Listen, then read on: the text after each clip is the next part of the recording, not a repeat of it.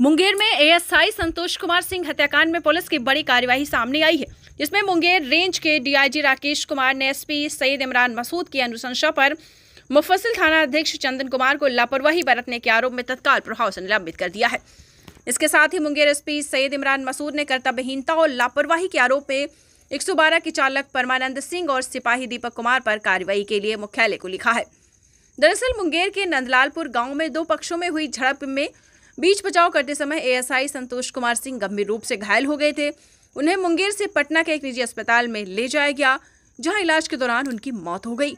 मुंगेर जिला के मुफस्सिल थाने के सहायक पुलिस अपर निरीक्षक संतोष कुमार सिंह हत्याकांड में जहां एक और पुलिस ने कार्रवाई करते हुए आरोपी पति पत्नी सहित अब तक कुल 4 लोगों को गिरफ्तार किया है। लेकिन अब इस मामले में पुलिस की बड़ी कार्यवाही सामने आई है, जिसमें मुफस्सिल थाना अध्यक्ष चंदन कुमार को तत्काल प्रभाव से निलंबित कर दिया है, जबकि डायल 112 के चालक और सिपाही पर कर्तव्यहीनता और लापरवाही के आरोप में कार्रवाई के लिए मुख्यालय को लिखा है। वहीं आपको बताते चलें कि पूरा मामला 14 मार्च की रात्रि का है, जहां मुंगेर जिले के मुफस्सिल थाना में डायल 112 की टीम को सूचना मिली कि मुफस्सिल थाना क्षेत्र के नंदलालपुर में दो पक्षों में झगड़ा हो रहा है, जिसके बाद एएसआई संतोष कुमार सिंह के नेतृत्व में 112 की टीम वहां पहुंची और देखा कि वहां पर मारपीट और झगड़ा हो रहा है, जिससे पुलिसकर्मी बीच बचाव करने लगे। इस दौरान किसी ने एएसआई संतोष कुमार सिंह पर धारदार हथियार से सर पर हमला कर दिया और इलाज के दौरान 15 मार्च को उनकी मौत हो गई। इसके बाद मुफस्सिल थाना अध्यक्ष सहित 4 को लापरवाही बरतने के आरोप में सस्पेंड कर दिया गया है। अपडेट अभी क्या है?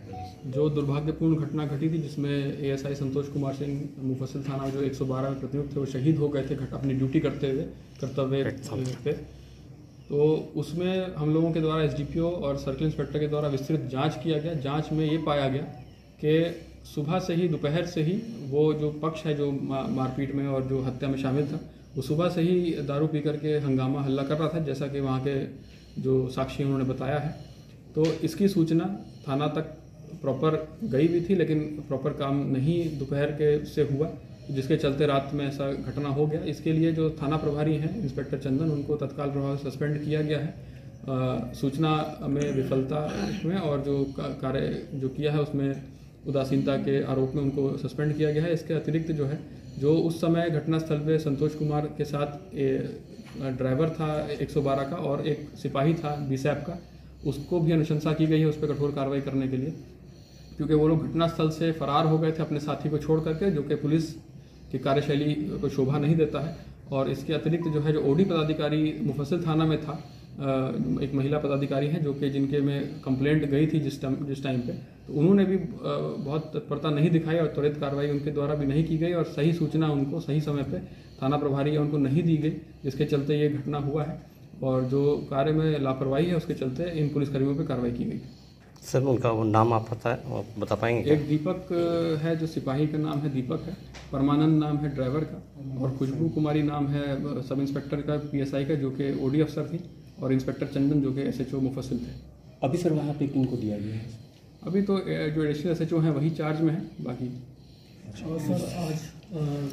आज सर की तरफ से घटनास्थल पे विजिट किया गया है और विजिट करने के बाद जो भी जांच वगैरह सर की तरफ से भी है तो वो भी की जा रही है। और इसमें हम लोग का मुख्य उद्देश्य है जो अन्य अभियुक्त हैं जो फरार हैं उनकी गिरफ्तारी करना, और इसके अलावा जो इसमें त्वरित विचारण करा के जल्द से जल्द इसमें सजा दिलाना हम लोगों का प्राइम उद्देश्य रहेगा।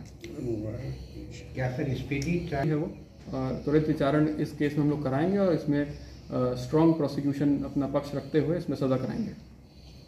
जो सरकार की योजना है डायल 112 ERSS, वो इमरजेंसी रिस्पांस सिस्टम है।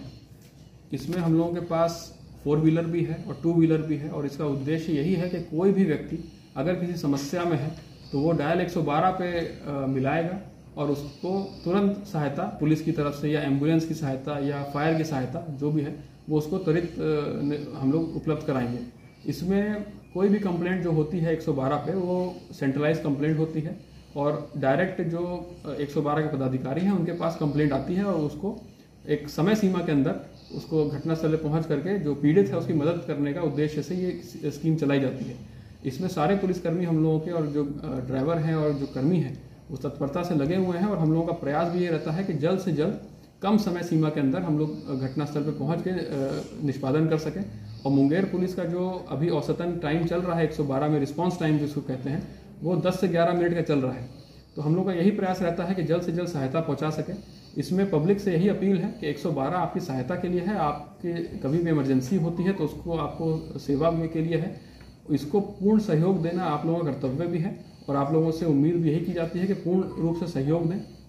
और अगर असामाजिक तत्व कोई ऐसे हैं सोसाइटी में कि जो 112 की कार्यशैली को प्रभावित करने के लिए उस पर हमला करते हैं या उसके कार्य में बाधा डालते हैं, तो पुलिस का इसमें पूर्ण सहयोग करें और हम लोग की तरफ से कठोर कार्रवाई जो इस तरह से एंटी सोशल एलिमेंट्स हैं उस पर जरूर की जाएगी।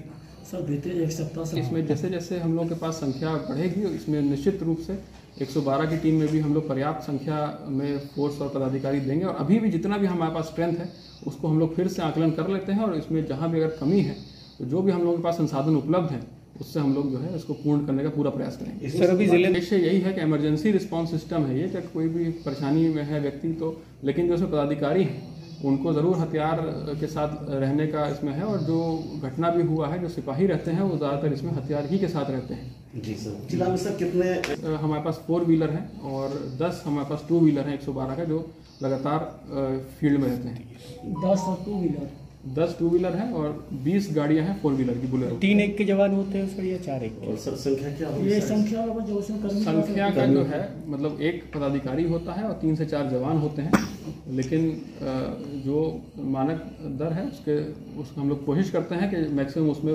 पूरा करने का प्रयास करें। मानक सर कितनी है सर? उसमें सब जगह नहीं, 1-5 नहीं है मानक, इसमें जो है 1 पदाधिकारी है और 4 सिपाही का है। वो चालक छोड़ दीजिए सर। चालक छोड़। Thank you. तो सरकार की योजना है डायल 112 ERSS, वो इमरजेंसी रिस्पांस सिस्टम है।